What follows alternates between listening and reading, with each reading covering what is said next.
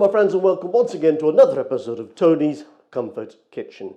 Now today I'm going Swedish. What I'm going to try and do is to emulate the Ikea, or the famous Ikea meatballs from Sweden, which to be honest shouldn't be that difficult to do because Ikea, you may not know, have put out their famous recipe for the meatballs online for everyone to have a go at. So that is what we're going to do today.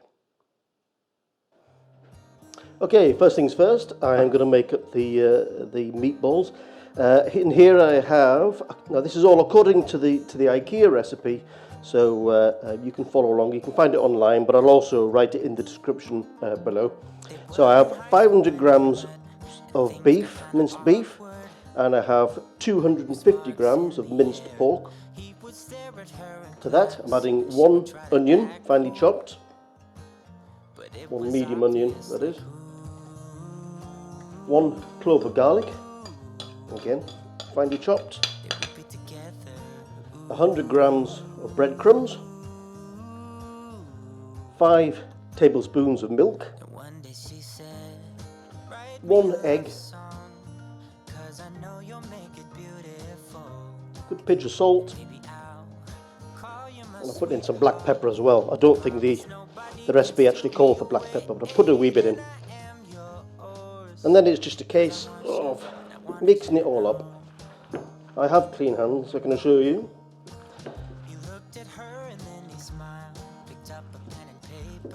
Now I guess you don't have to do this by hand. You could put it in a mixer, a bowl mixer, but the good Lord gave me 2 hands, so I'm going to use them. I think the idea is to get a very good mix and a good texture in these meatballs. So don't shy away from mixing them quite a lot. Take your time over this, and I'm sure it will taste fantastic. Boom. Okay, that's it. Right, so I'm just going to use a little ice cream scoop just to make these meatballs, just to make sure that they're all a fairly uniform size.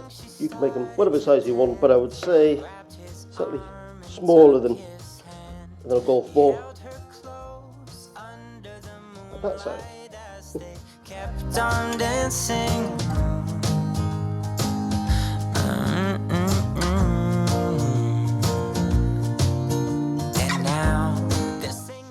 And finally, that'll do for now.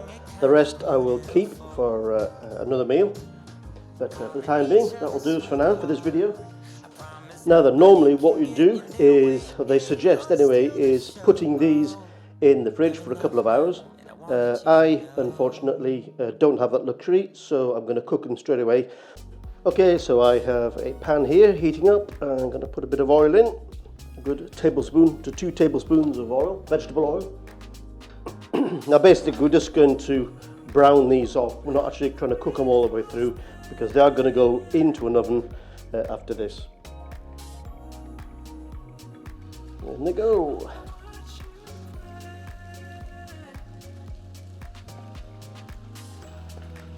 Now I'm just using 15 here. If you're going to use all of that meat, you clearly have to do this in batches.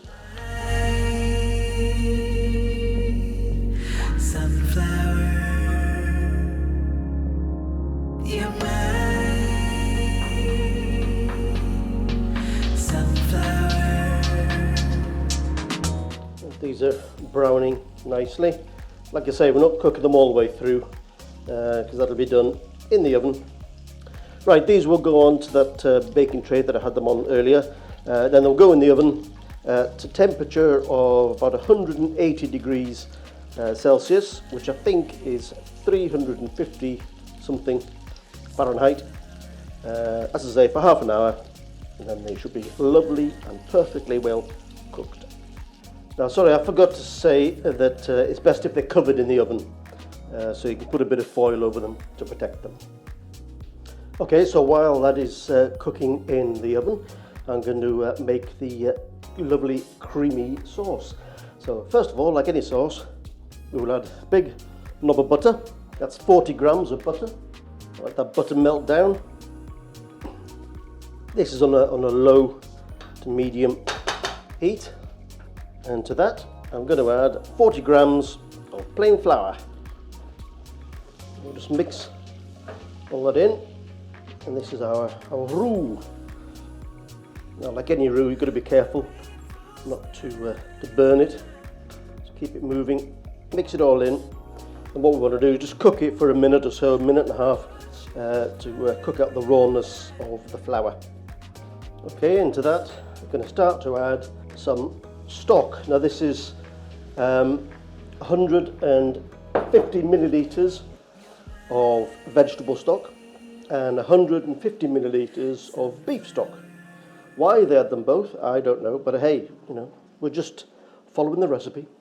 And like I say, the recipe will be down below in the description below this video, or alternatively, you can go and check it out on the Ikea website itself. Let's keep adding stock, mixing it in. Okay, with that with that roux thickening up, I will add in 150 millilitres of double cream, or heavy cream for the Americans.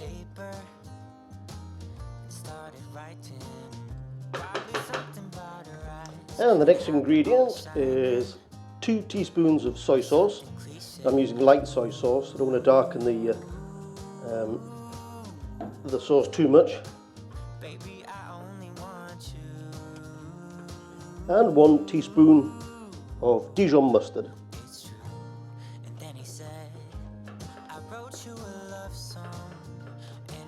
Now, I'm just following the recipe, but I've just added a little bit more cream because I just didn't think it was the right consistency.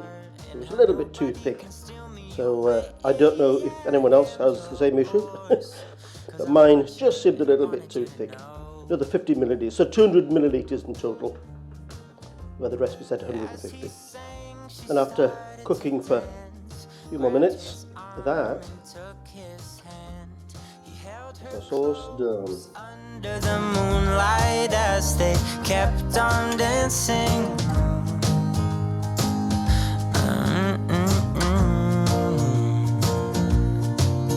And now they're singing their love song, and they sing it kind of beautiful, calling each other sweetheart. I promise nobody can get in their way or steal the show. They're in love now, and I wanted you to know. Okay, my friends, I'm going to tuck in.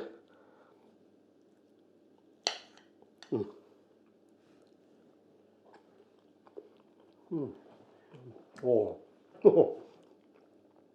Oh my God.